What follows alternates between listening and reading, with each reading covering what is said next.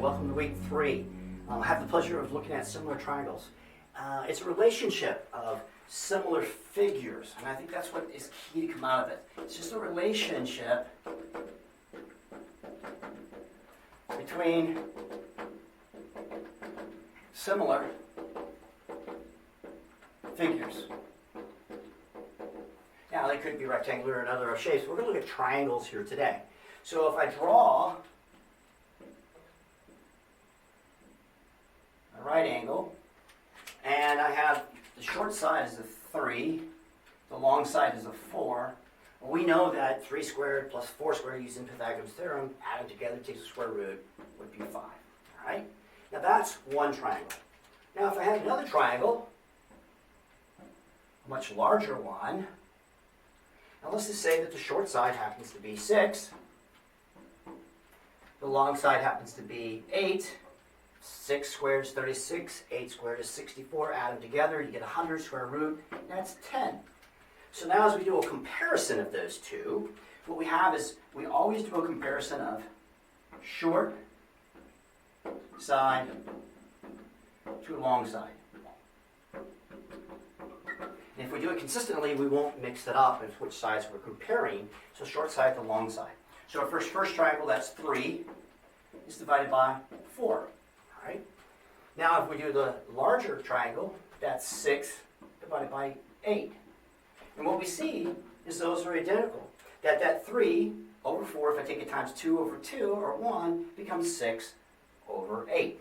So those are similar triangles. They have similar relationships, such as these two angles here are the same.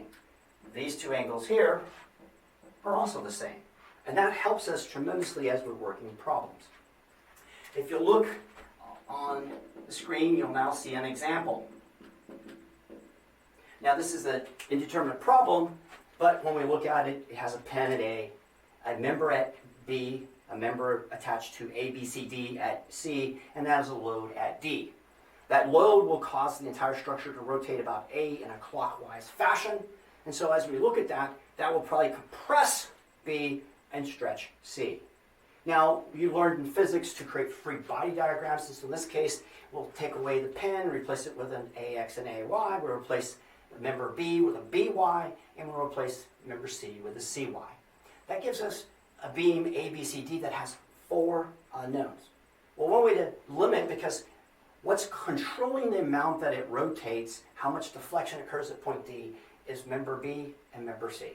So if we do summation of moments on our free body diagram, so free body diagram, and look at summation of moments about point A equal to 0, and then as do that math, we get an equation such as minus 12 by plus 18 cy equals 720, and it turns out to be inch kips is the units for this first equation.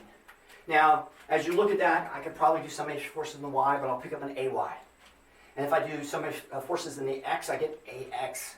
Well, those are not the two that I'm looking for, what's happening in B and C. So I've kind of exhausted my 3 equations of equilibrium, and as it turns out, in strengths, and that's what we do in statics, in strengths and materials, we're going to talk about how to relate deflections, deformations to loads. All right? And so what we'll have to do is create, for our example, a deflection diagram.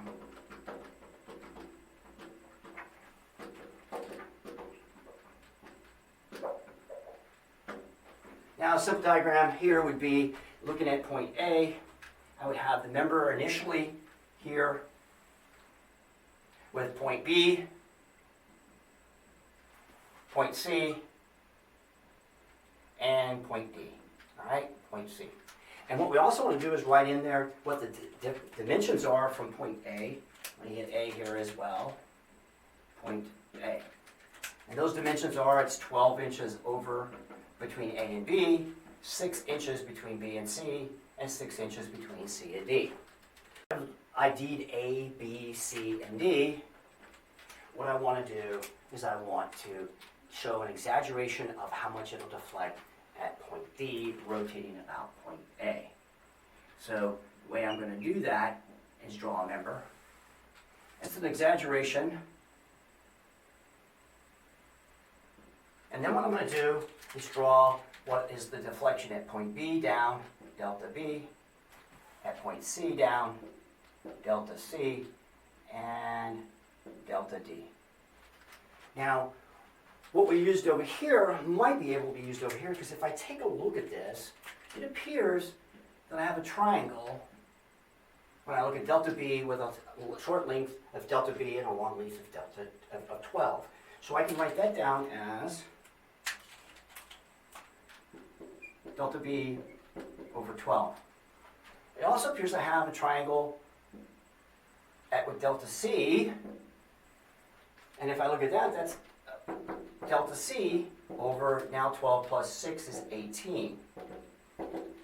And then delta D, out here, that last triangle, as we can see, is 24 inches.